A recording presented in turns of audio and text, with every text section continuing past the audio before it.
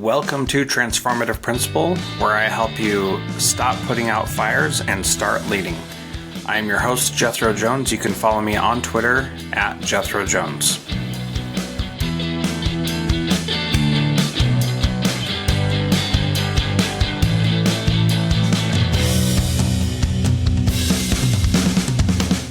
I mentioned in episode 462 that I'm doing a new training program called How to Be a Transformative Principal. It's for those who are in their first 3 years of being a principal, or assistant principals, or aspiring principals who want to level up their game right now. Join me at jethrojones.com/how2be. How to be. We'll see you there. That's jethrojones.com/how2be.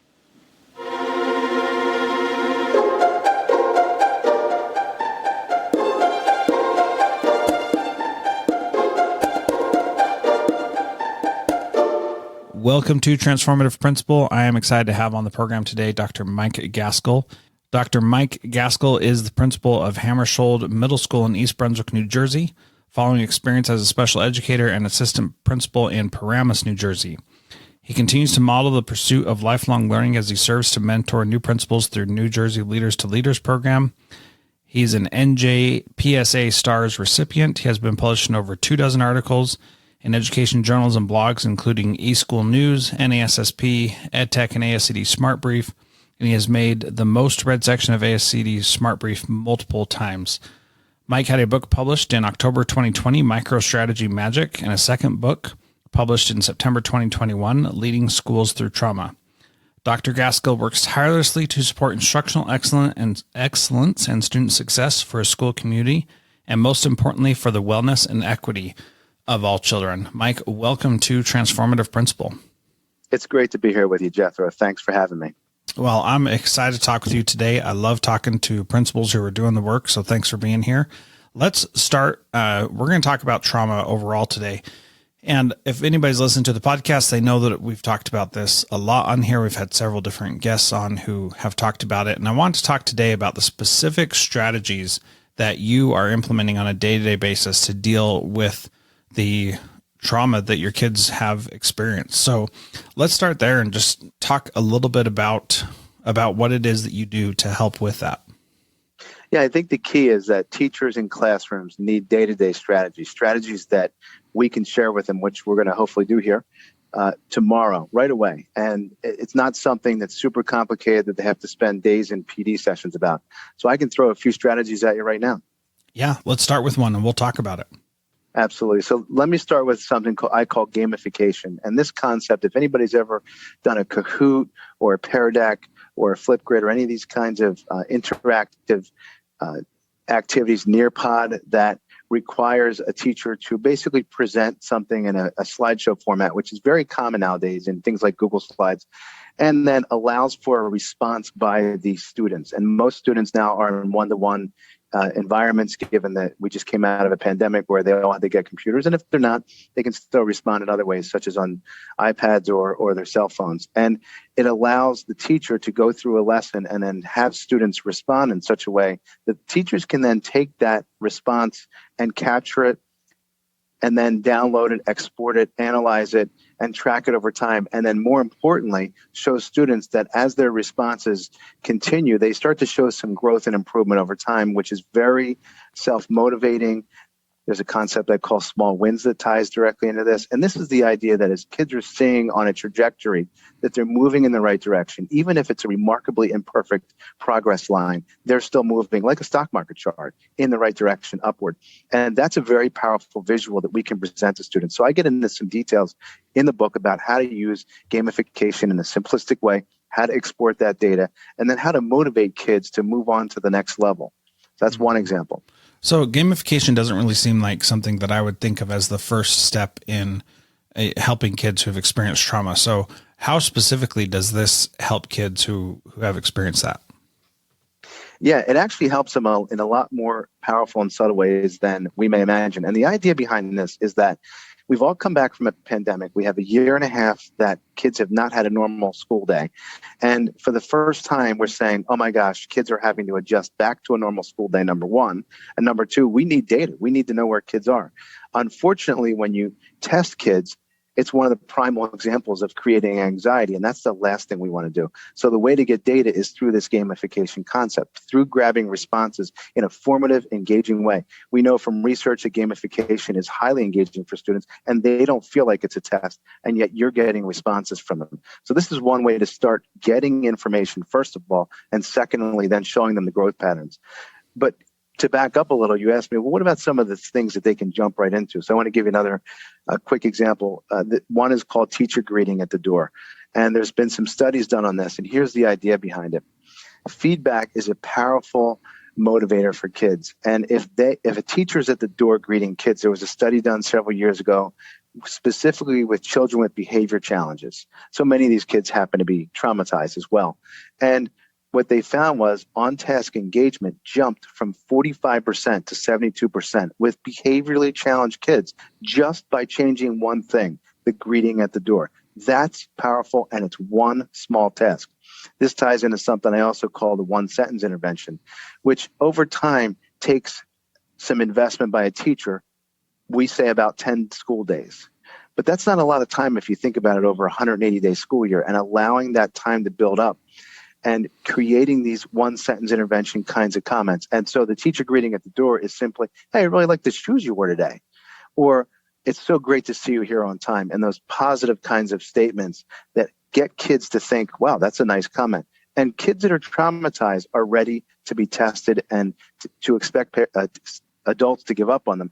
And when they don't, and they hear over time the sustenance, they start to believe it themselves. I think I want to stop there on that teacher greeting at the door, because this is a really important thing that in many situations, especially in PBIS schools, they talk about positive to negative ratios and how it's really easy for someone who's been exposed to trauma to interpret everything as a negative. And so it's so important to push those positive opportunities to say something as soon as you can, so they don't even have a chance to say, you're mad at me. And sometimes those greetings at the door, like, nice to see you show up on time today, could be interpreted as rude if that kid is consistently tardy. So you got to think about that when you're doing it, because it's too easy to fall into the trap of saying something that's going to set them off even more when you know enough about them that you would know that that would set them off. Absolutely. It's got to be authentic. It's got to be believable. So you can't just say something that you're creating because you're looking to praise them positively. But if it's something, even if it's small, that you can say that you mean, they're going to start to believe it better. And that's great that you mentioned praise to criticism ratio, because that's in the book. And we talk about, the concept that actually this was originated with successful marriages, of all things, found that in a minimum 3-to-1 positive to negative ratio, successful marriages of decades long were the ones that had the most resilience, because the couples in that relationship were issuing positive praise at least a 3-to-1 ratio. And again, it was authentic. It wasn't something that was created or fabricated. Yeah. And that authentic piece, I just want to re-identify how important that is. And it doesn't have to be anything that matters to you. It can just be something that matters to the kid. So being able to find something that you appreciate, admire, respect, enjoy, don't hate, any of those things will be good to say, hey, I'm glad that you are here and I care about you and I see you as a person. Those are little tiny things that build up into a lot over time very quickly for students. 100%. Those micro comments can have macro impact over time. I like that. Micro comments can have macro impact. Yeah. That's good. And I just came up with it, by the way. You won't see that anywhere, at least not in my writing. Very good. Let's talk about some other strategies. Yeah. So here's a really cool one. So one of the things that traumatized individuals have is a constant disruption of productive flow. You think about it, if I'm traumatized, if I'm anxious, if I'm stressed, I'm not really able to stay focused and tuned in to something. And part of the problem with that is when we're not productive, we start to get even more scatterbrained. If we've ever had a bad day, we all know what this is. We all know what it's like to feel like you're just not getting anything accomplished. So there's something as simple as what I call coffee talk. And here's how this works. There are apps and YouTube, of course, that allows you to just Google coffee background noise sounds, and something like coffee house sounds. And you can find these meditation apps with like 4 hours of sounds. Well, it's the same idea with this. And it's interesting. A study was done a few years ago that found that if individuals are in a coffee house, it happens to be the ideal decibel sound. I'm going to get a little geeky with you here, so bear with me. I like it. and it's this idea that at the perfect tonal sound and melody entering your ears, you're actually getting this perfect amount of slight exterior noise that actually creates what I call a distracted focus. So it distracts you away enough from the external stimuli, the cell phone, the screaming kid, the whatever. And it creates this ambiance that allows you to stay focused. And it takes about 5 minutes for the typical person to settle into this sound. And once they do, they feel very productive. They feel very focused. And then what's great on the other side of this is they actually feel very accomplished because they were able to produce something. So you might say, well, how do you bring coffee? You can't bring a kid to a coffee house and teach them there. But again, I mentioned earlier, there's apps, there's also YouTube. And most kids nowadays, as I said, either have a one-to-one device or a cell phone, and they have headphones. So obviously we don't want coffee house sounds bursting out around the entire room. But if a kid needs to work on an independent assignment and you're really trying to get them focused, this is a great way to do it. If you've ever been in a coffee house, you probably know to some extent what I'm talking about. You kind of lose yourself in that sound.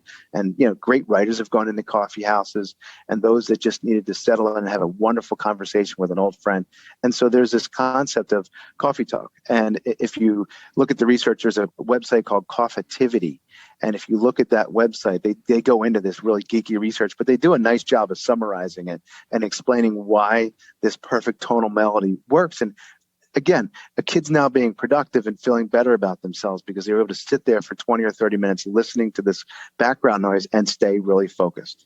Mm-hmm. Yeah, I like that. And that's something that I have found also help everybody in that situation. There are some people that it doesn't help, who it's more distracting, and the vast majority, however, it does help. So correction there.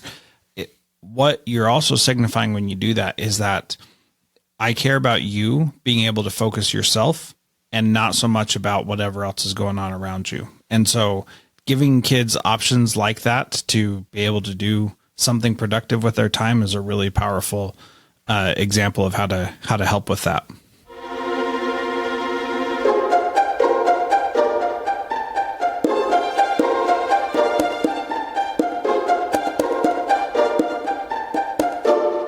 John Catt Educational supports high-quality teaching and learning by providing publications that are research-based, practical, and focused on the key topics proven essential in today's and tomorrow's schools. The latest John Catt publications include a book whose bold, transformative ideas amaze and infuriate people around the world, according to one reviewer, a title from global leaders in curriculum planning, practice, and retrieval, one book that says stop talking and start doing with regard to teacher well-being, and much more. These books, used by educators of all roles across North America and worldwide, amplify fresh, engaging voices with practical strategies to create transformative change. Learn more in our show notes at jethrojones.com/podcast.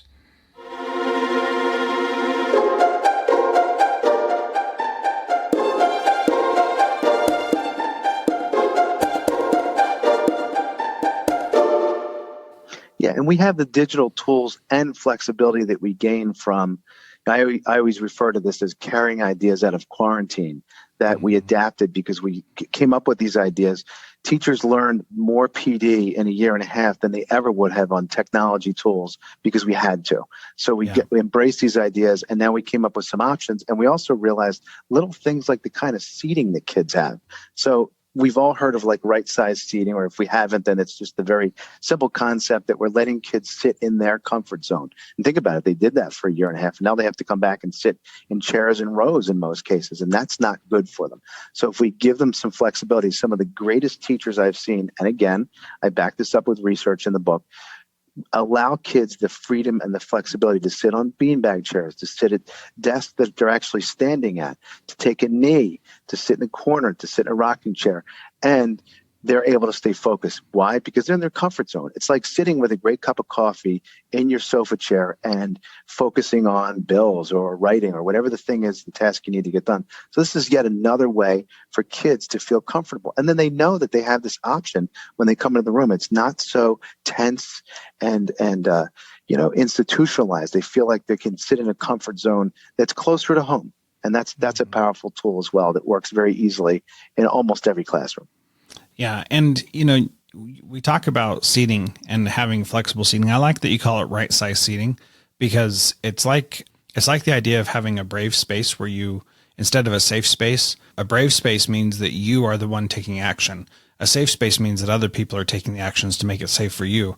And I like the empowerment that brave space connotes, because it makes you think that the person is the one who does have the power, and they should. And so with right size seating, it's the same kind of thing, that it shouldn't matter to us how much kids sit in straight rows in uncomfortable chairs. And I remember the first time that I did a shadow a student experience, where I would follow a student around and see what their day was like. The first thing I noticed was how uncomfortable I was all day long by sitting in these chairs. And I happened to be following around a larger than normal student in my middle school. And I remember thinking, this young man must be totally uncomfortable all the time. And sure enough, once I started talking to him, I realized he really was uncomfortable. And I didn't even think about it, but the chairs were too small for him. They weren't comfortable. They put pressure on different parts of his body that didn't feel good. And so that's how I first learned to get better seating in my school. And then what we did is we had a teacher who said that she wanted not a treadmill desk, but an exercise bike. Desk. An exercise bike desk, so that so that kids could sit on and pedal on the bike while they were in her class. And we ended up getting one for pretty much every classroom. Then we got standing desks for every classroom. We got little bean bags for every classroom, and all these different options. And once you start putting a bunch of different options out there, then you see that certain kids gravitate towards them, but they really help with issues that kids are having. That if you're already feeling anxious and full of anxiety, and then you have to sit in an uncomfortable chair all day long, and then you don't like the noises that are happening, like all this stuff builds up and makes it really challenging for kids to deal with all of that stuff that's facing them. Yeah, I love it. It's like you read this section of my book, because I talked about how a kind of a secondary component advantage to this is that traumatized kids are often traumatized in part because they have limited choices. They don't have a lot of control of their own circumstances. Mm-hmm. So when we start to give simple choices back to them, like, how would you like to sit? It actually has positive ramifications. The other thing you mentioned, because you just said, it's like I said, you read this section of my book already, is the idea of when you move the body, you move the mind, as I like to say. So when kids are on a standing, moving treadmill kind of a desk, or you're allowing them to get up and stretch and move around, or just in general, just pace, even pacing is great, then kids start to activate parts of their brain, because there's blood flowing to the cognitive regions that need it. And this is why when people walk, they often come up with some of their greatest ideas. And here we are, traditionally in schools, making kids sit for 6 to 8 hours a day. So there definitely is a benefit to a lot of movement for most kids, not all kids, but many kids. Yeah, absolutely. And anything that you can do to get that movement to happen more throughout the day, I think is going to be beneficial. Absolutely. All right, let's do one more strategy, and then we'll wrap it up. All right, I got another nugget for you. So this is something that we've probably all heard some version of, but I'm going to keep it really simple so that you can start to share this with your kids right away. And this is the idea of breathing exercises. And I specifically hone in on something called the 4-5-8 method. And the reason I picked that one isn't because I think it's any better than any of the other ones. The reason I picked that one is because it's easy to remember 4-5-8. Mm-hmm. And if you go to YouTube, you'll find this right away. And it's a very simple concept of the amount of seconds that you're counting, 4 in, 5 out, 8 in. And you're sort of going through this cycle. What's happening is you're moving your diaphragm, and you're actually allowing for this experience that's deeper than a normal breath. And in reality, we know that when people are controlling their breathing, we often hear people say, slow your breathing down. And we know that there's a lot that allows kids to reduce their anxiety almost immediately. It only takes usually a couple of minutes. The reason I love this one so much is kids can take their breath with them everywhere. They can't take a device everywhere. They can't take their therapist everywhere, and they can't take a teacher everywhere. They can't take that person that they might be relying on or that tool, but they can take their breath with them. And that's such an important component of this, because we can also teach them to use this to now self-regulate.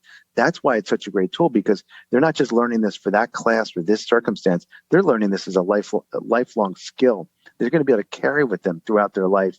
And in situations where they're in outside of school, where they're going to be able to say, okay, I remember that breathing exercise. And my own daughter even did this. And she said, Daddy, it worked. And it's helping me deal with my own anxiety, because she had some challenges and she's doing fine with it. So I encourage this kind of a simple, subtle technique that takes about 5 minutes. A lot of the things I get into in the book are 5 minutes. And the whole idea behind that is none of us have the time to be jumping into these long-term ideas that, and I'll never say to you, replace a school counselor, right? That's a 30, 40-minute counseling session. And that's a practical thing that's needed. But in the classroom where we need a quick thing, these are the ideas I suggest. Yeah, those are great ideas. And one of the other ones that I would add to that, going back to the 4-5-8 breathing, you breathe in for 4 seconds, hold it for 5, and exhale for 8. Is that right? It's either that or the reverse. Okay, one of the two. Yeah, no I have to go look at it sometimes when I'm suggesting it, right? Yeah, and you know what? It doesn't really matter, to be honest. And that's the whole point. Because think about your breathing and pay attention to it, and do it slower than you usually do. And I think that is really good. So I think the other thing that I would add here is you can also help kids overcome their challenges by helping them learn how to set goals for themselves and to be aware of things themselves. And this, takes a longer amount of time to do, but it's really pretty easy when a kid is struggling to just say, hey, I notice you're struggling right now. What do you want to accomplish in the next 10 minutes before we leave? Well, I just want to breathe for 3 minutes. Okay, so over the next 10 minutes, you want to breathe for 3 minutes. Great. Why don't you do that? And you can, I can let you do that, and you can do it and it'll be fine. And that is a perfectly acceptable approach and a perfectly acceptable way to deal with that. And adding in that goal setting piece to help them self-regulate rather than relying on an external something to make them regulate is a much better way to do it. Any thoughts on goal setting that you'd like to add? Yeah, absolutely. And I talked about this a little bit earlier when I mentioned small wins. So there's this idea that you need to have kids, again, this gives them the choice, the power to say, what are my goals? It's not the teacher's goals. It's not my parents' goals. It's not my coach's goals. It's my goals. And allowing them that choice, and then having them go about 4% outside of their comfort zone is what's considered the ideal sweet spot.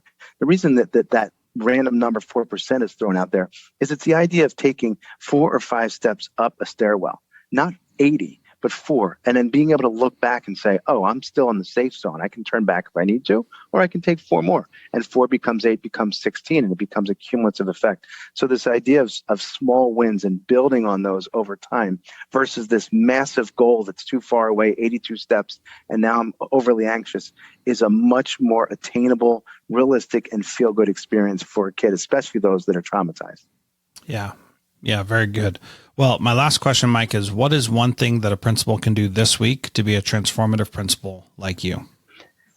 I think they have to do their best to listen to everybody. Listening is probably the skill that when I started as an administrator, I didn't do as good of a job, and I can always do a better job. And I think it's really important to allow people, even if we don't agree with them, to feel like they have a voice. That's more important than ever with kids and, of course, your faculty. Yeah, well, it's funny you said that because our last guest, Becca Silver, in episode 465, I think. Yep, 465. She said the exact same thing, that you should listen. That's how you become a transformative principal. So I'm glad that there's 2 episodes right in a row where we're talking about the same thing. We're just confirming each other. That's right. Very good. Well, Mike, this has been awesome talking to you. If people want to follow you on Twitter, they can reach you at Gaskell, M. Gaskell. That's with 2 L's in Gaskell. And then also if they want to go to your website, that is mikesmicrominute.com. Anything else correct. You want to plug while we're here? You mentioned the book, and also my book from a year ago. And I think it's, I also actively publish blogs and articles on journals. So if anybody Googles Mike Gaskell articles, you're more than welcome to discover some other interesting, more shorter term kinds of bursts of ideas. I do have one coming out, an education post soon. Okay, very good. Well, Mike, thanks so much for being part of Transformative Principal today. It's been an honor talking with you, and I appreciate you sharing your strategies for dealing with trauma today. My pleasure.